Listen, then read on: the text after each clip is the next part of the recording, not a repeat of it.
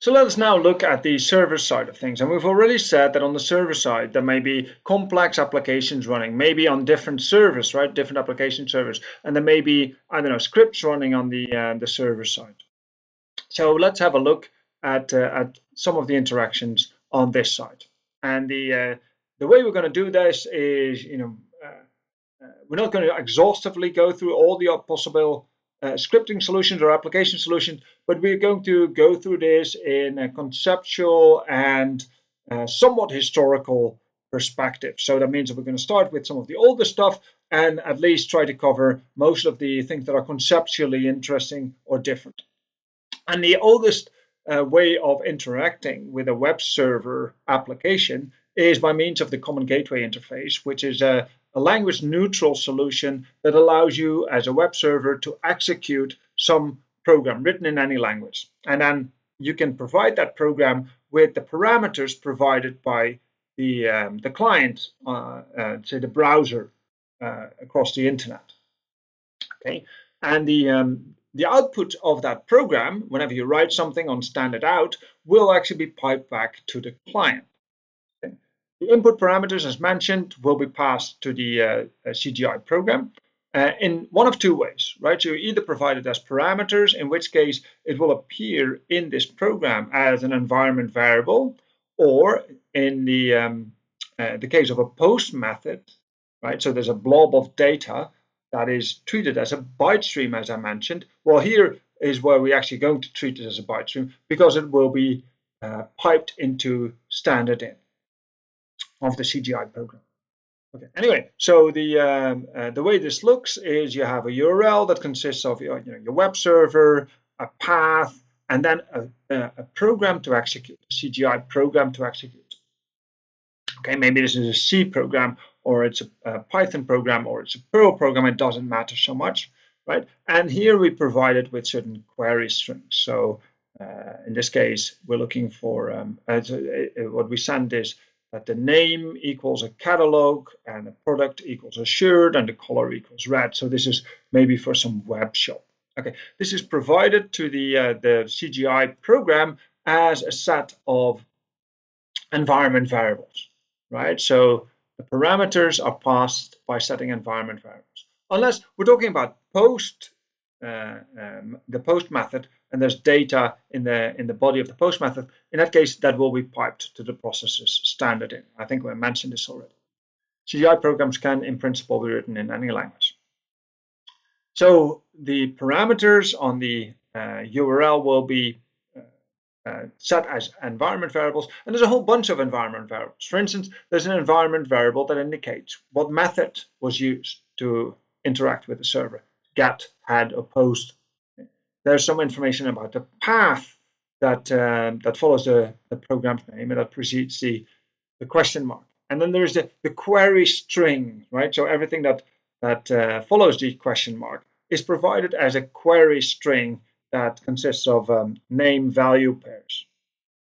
Okay, and they're separated by ampersands, and there's some encoding of other characters. Okay, then there are environment variables that indicate the type of the content, the length of the content, and also the other HTTP header fields.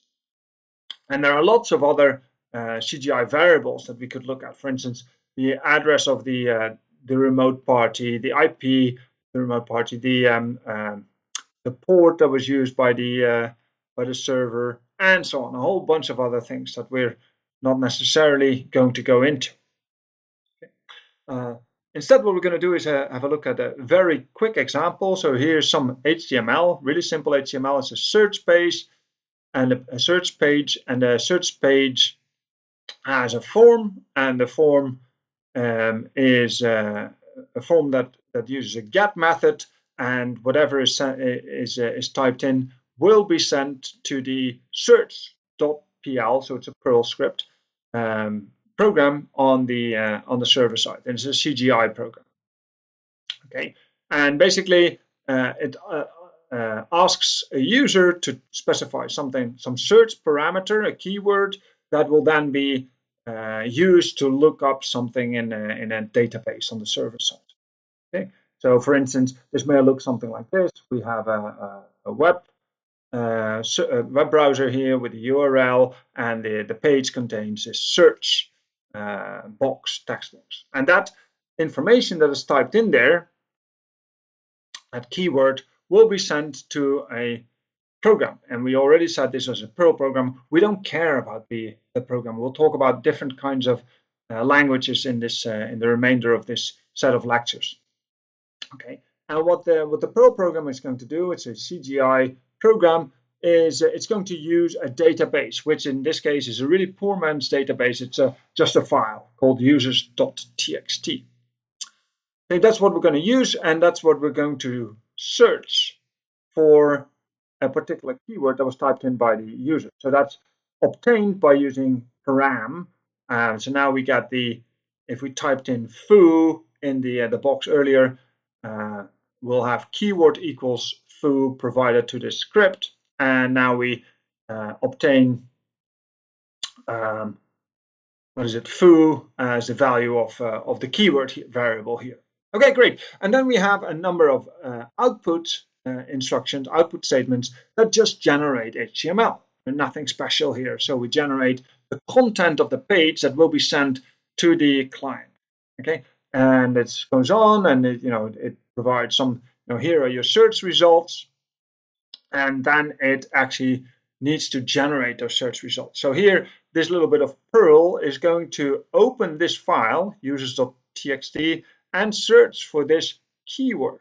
We're going to search for that keyword, and once we find it, we provide that data. This is found in the database. Okay, it's a toy example, doesn't mean anything, but it illustrates how this operates. And everything that we print here will be sent back to the client. Now, Microsoft had its own version of CGI-like behavior, which is known as Active Server Pages, ASP, and ASP.NET. And it's pages that contain themselves some tags, some HTML tags, but also scripting stuff, so scripting directives and server-side includes. And these scripting directives are executed on the server side. And on the server side, they may have some, control flow in the web page to determine what output will be generated and sent to the client. Let's have a look at an example to make this clear. So everything that is red here is something that is part of this ASP, right? So this ASP directive that we use to control, so that we use to program the server side, if you will. So in this particular case, we see that we obtain the query string for this particular parameter name, right? So if we typed in for in a website, there was a box that has the name name, and if we typed in foo, now str_name will contain the value foo. Now what it's going to do is it's going to check whether or not we typed in anything at all. If we typed in nothing at all, so if this was an empty string, it will basically tell us you didn't provide a name, bruh. And if there is actually a string there, for instance, I typed in my own name, Herbert, the server is going to output first welcome, right? So this is just HTML, and then it's going to do, yet another bit of scripting here, a response write. So it's going to write to stood out, in other words, send to the client the name Herbert, right? Okay, so that's how ASP works. Now we have also servlets and Java server pages, where servlets are small Java programs that are executed on the server side, not unlike CGI programs, not something we want to spend a lot of time on. They can be executed with some existing JVM, and that means you don't have to, and you don't need to have a separate process for this. Okay. Java server pages are static HTML intermixed with Java code again. It's not unlike what we saw earlier the active server pages. But now it's Java based, so everything is so much better. Anyway, so you have some dynamic and static content on the server side, and they're compiled into these servlets. Okay, let's see an example if we can find that. Okay, so here's a JSP example.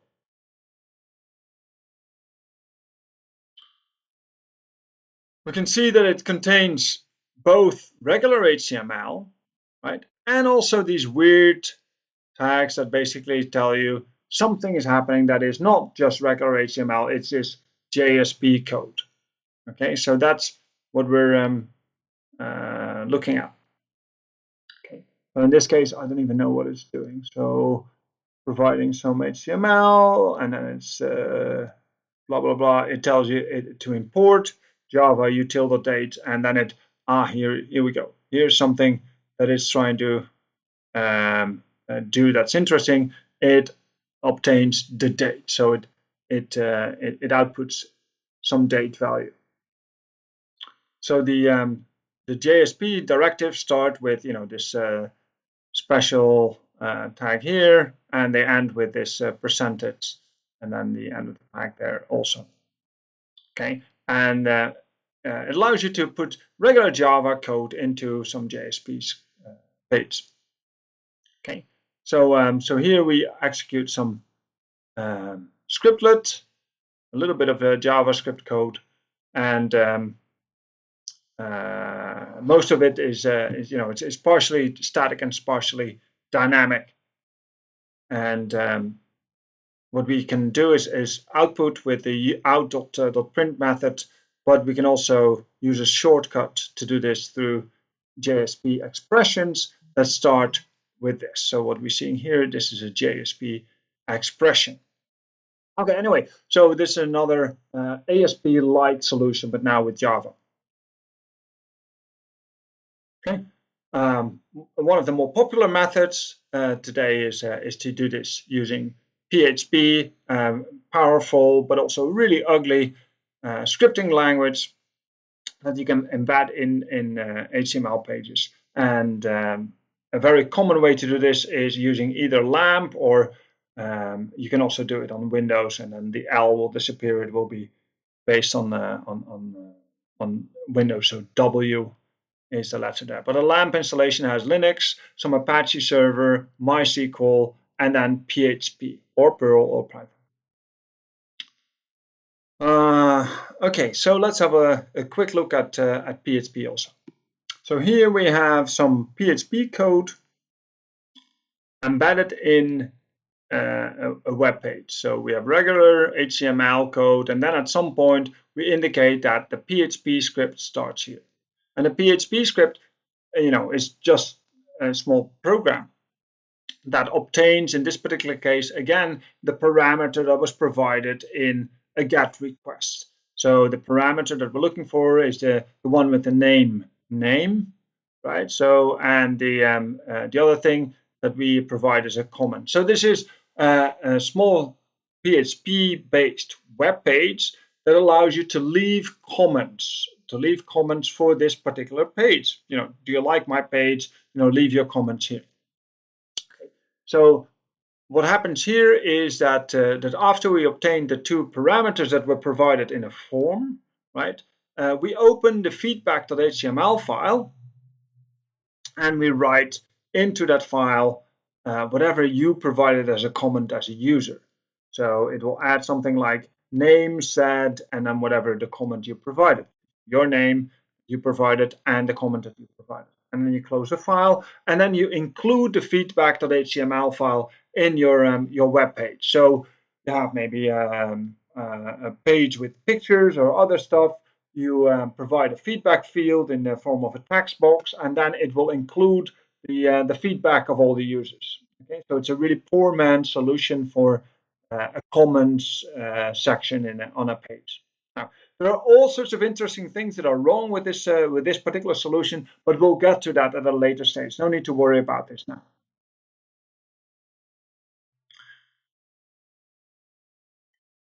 And the final thing that I want to mention at the server side is that we can also do a lot of this stuff with actual frameworks that help you to build better websites with less ad hoc solutions. So web app frameworks provide rapid development of web applications, often via this model view controller architecture. Okay, so we don't, if you want to know more about this, go do a course on web technologies. Not something that we want to engage in too much in this particular lecture. But I just want to say that if you use these web application frameworks, the web applications in general become more structured. So perhaps higher quality code. And more uniform, right? So more things that look the same. So that also means that if you find a vulnerability that is related to the web application framework, you can also apply it to many more websites. Okay, so it has some downsides, but overall, it probably makes the solutions that you find on the web a little bit better.